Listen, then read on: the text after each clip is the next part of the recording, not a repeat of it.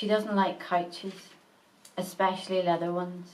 Siesta beyond your welcome and experience the loathsome peeling of exposed skin, akin to the slow rip of a band-aid to reveal an unhealed wound. And yet here she is, stretched full length, legs crossed at the ankles, when a hypnotic voice urges from a cavernous beard, take me back. Slowly from the compartment of her mind she pulls a memory, unfurls it like a ruby red rug, follows the path to the death of her childhood. It's 4 p.m. when she realizes you are late. The uniformed laughter of the bus stop turns caustic in her ears. Quietly she slips from the grip to the phone box sanctuary, lifts the receiver, connects to conjoined sobs, hangs up without a word, dials 3 little digits for an operator to inform her an ambulance is on its way. As she exits to the low groan of late afternoon traffic, the entire universe suddenly seems to be packed into her school satchel and pulls down on her shoulders. Realizing she is only a mile from her home, she begins to run but knows the battle is over before it's begun as blue flashing wheels come in waves, then halt, envelop her. Looking round, she sees a paramedic motion for her to climb in. Like a failed criminal, she is known to them. They arrive at her home to find it locked up, blinds down. Breaking in is like waking a sleeping child. Soft screams seep from the shattered window. Entombed in the ambulance, her mother reaches out towards her navel, as if searching for an umbilical defibrillator she can attach to her chest, restart her petrified heart, as tear-swollen lips slur. I didn't want to die today. The daughter's inner child screams, neither did I, but outwardly smiles. It's okay. Everything will be okay.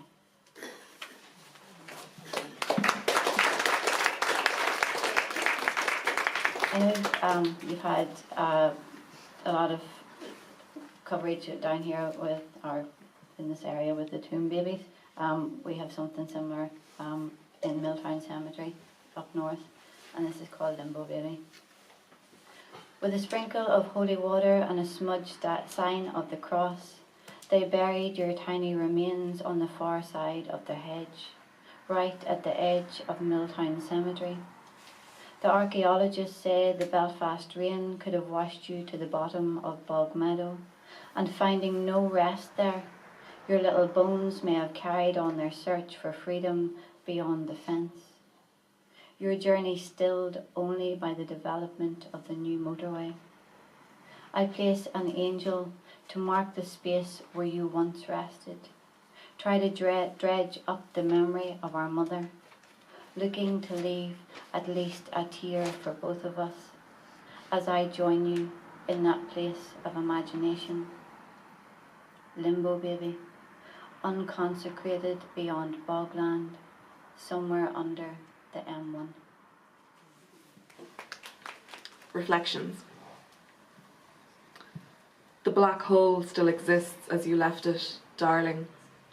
I ripped down curtains to let in the light, never got round to fixing them, or wanting to. Let the outside come in, let me creep into out. But the dark came just as easily. The mirror shimmer of myself as I undressed, imperfection and shadow and flesh, blackness not empty as it held me. Did you know what your eyes could do? Windows hold reflections on both sides. Though when you looked through, the dark swallowed you, I could not see you, and maybe you could not see yourself, darling. I know what you're thinking. Reflections can't exist in the dark. You could not create my image on the glass like a photograph because all you did was look. The light came from me. I tore down the curtains, I lit the candles, and I met your dark with a crashing of light. But don't you know, darling, the light only creates the picture if there is an eye of which it can reflect. Nightly messages bouncing from you to the sky, landing discreetly in the backlit orange inbox of my first phone. Pixelated hellos after bedtime, secret communing, private line via the moon. But after, On the road, not meeting eyes, brushed past, mouths closed, saying nothing. How many drafts I typed to you, folding words into buttons, wishing to send them to space, hoping they'd find you. But they didn't. Years later, I nearly call after a fight with my lover over bottles of vodka, standing in that Rathmine Square, swinging round the lamppost, all lit in the orange hue of city, whispering to the moon, hoping for an answer, get one I don't want, it's his voice screaming, it's time to let go. But I don't. Then hearing the whispers running over the townland, like ants all at once everywhere and yet impossible to catch. Wondering, should I have left with no word, will this number still work? But the past is rewritten by a kind of folk memory. The art of forgetting has been mastered. Things are swept under rugs while mulling quietly that wasn't it a terrible tragedy.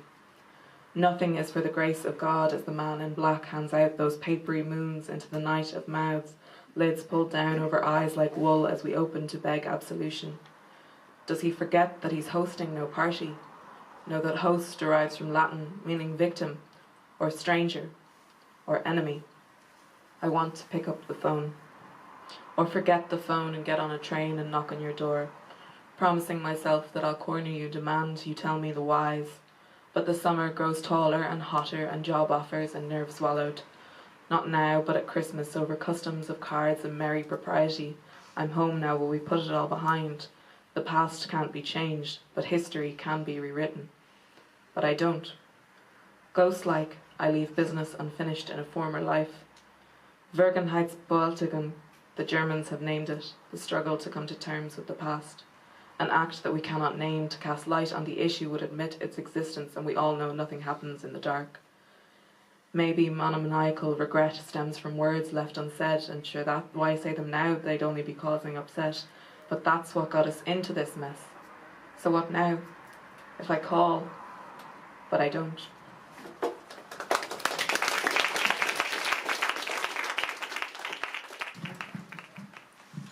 But when it was time to move to America, we left our home under cover.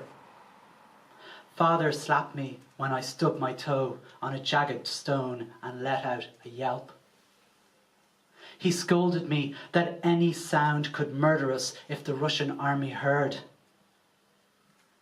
I do not know how long it took to creep onto the ship.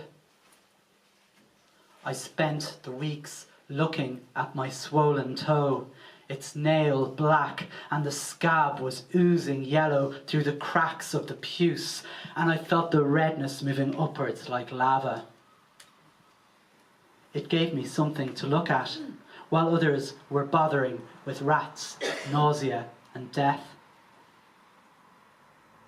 I woke in a hospital bed to hear Mother grumbling that in New York they could have saved it.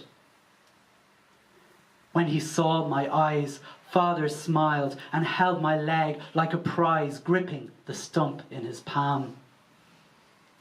An artificial foot cannot feel the stone or gravel or the cracks of Blackrock Road or Albert Quay. But I knew I now was rooted here, one slow step after another, planted in this city. We all played together, the Albert Road kids, street games like knick-knack and hide and seek. But then they got older, called us kikes, shylocks, yids. There is Moisha Magoo and Sidney the Squid, and Charlie the Chatterbox, who couldn't speak. We all played together, the Albert Road kids.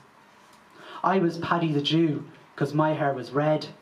There was Cohen the Golden and Wolfson the Weak. Then they got older, called us kikes, shylocks, yids. My best friend, a guy we called Terrible Ed, who wouldn't tell lies or curse or give cheek. We all played together, the Albert Road kids. We crept into Houghton's, grabbed bundles of twigs, shared out the bounty for playing that week. Then they got older, threw the sticks at us yids. Our playtime slowed down as we got educated. Our friends learned their lessons in maths every week. We did play together, the Albert Road kids. Then they got older, called us kikes, shylocks, yids.